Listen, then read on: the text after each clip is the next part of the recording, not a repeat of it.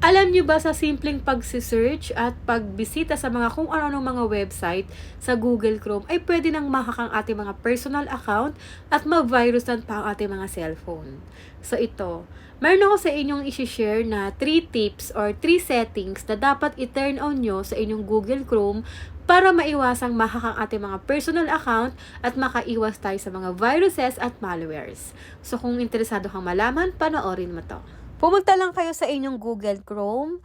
Tapos dito makikita nyo meron dyan 3 lines. Ayan, pipinutin nyo yan. At ito yung una natin kailangang i-turn on. Ayan, tapos makikita nyo dito may nakalagay dyan na Safe Search. Pipinutin ninyo.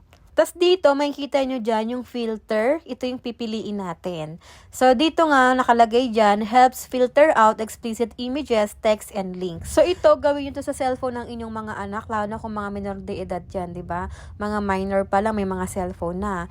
I-filter out nyo yung mga explicit content, like sexual activity, and graphic violence, 'di ba? Para kapag nag-search yung mga minor de edad nyong anak, ay safe sila sa Google Chrome. Hindi sila makakita ng kung ano-anong mga bagay dyan na hindi kaya-aya sa mga minor de edad. And then next, itong 3 dots, pipindutin nyo yan. Tapos, dito tayo sa settings. Tapos dito scroll up ninyo, hanapin nyo itong privacy and security, pipindutin nyo yan. And then dito, makikita nyo dito yung safe browsing. Pindutin nyo itong safe browsing.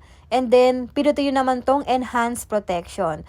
So, mababasa nyo dyan, faster proactive protection against dangerous websites, downloads, and extensions, warns you about password breaches, requires browsing data to be sent to Google. So, kailangan naka-enhanced protection yan para ma-warningan ka ni Google Chrome na if ever na meron ka ng pinapasok na mga website na dangerous at mga dina-download na pwedeng ma-hack yung mga personal account natin o kaya ma-virusan yung mga cellphone natin. Kaya maganda tong enhanced protection kasi masasabihan kayo ni Google Chrome. Lalo na kung merong mga password breaches, 'di ba, na pwedeng ma-hack yung mga personal account natin. At itong always use secure connections, i-turn on nyo rin to mga Lodi Cakes. Para kung ano man yung mga binibisita nyong website, ay always secure na yung connections ninyo.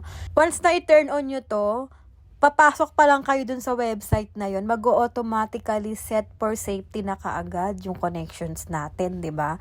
So may iwasang ma-hack yung mga personal data natin. Kasi kapag hindi tayo naka-turn on dito, ang mangyayari ay if ever na hindi safe yung browser na yon, ay pwedeng matransfer yung mga personal data natin, personal information natin dun sa browser na yan kapag hindi tayo nakasecure dito. So, yun yung dahilan kung bakit minsan may nahahack na account kasi yung mga pinapasok nilang website ay hindi pala secure. Kaya mahalagang naka-turn on to para if ever na meron tayong browser na pasukin, tapos hindi pala secure yon, ay mag-automatic na mapaprivate yung mga personal data natin para hindi tayo ma-hack, di ba? So, yun yung mga settings na dapat naka-turn on sa inyong Google Chrome. Pa-share naman ang video na to para makatulong ka din sa iba. Thank you for watching and follow for more!